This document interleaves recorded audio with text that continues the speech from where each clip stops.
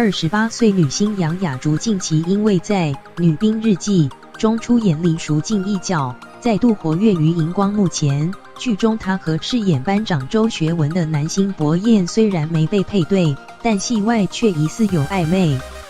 近日杨雅竹和柏彦被周刊直击牵手走进夜店，出来后柏彦甚至情不自禁伸手抚摸女方背部，眼神满是爱意。据《镜周刊》报道，杨雅竹本月10日深夜现身台北市安和路一间夜店，车子一到，柏彦就已在门口等候。接着他牵着女方手走进夜店，只是杨雅竹似乎有些顾虑，牵了一下就刻意把手放开。过了40分钟，两人走出夜店门口抽烟。这时，柏彦再次牵上杨雅竹的手，还伸手抚摸她的背，互动暧昧。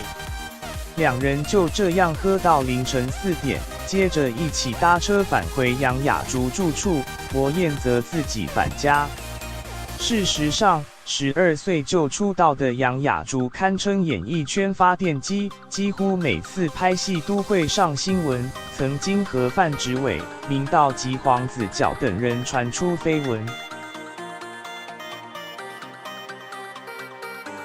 而柏彦除了和渡边直美传出绯闻以外，上一段恋情则是和陈冠希前女友洪文安。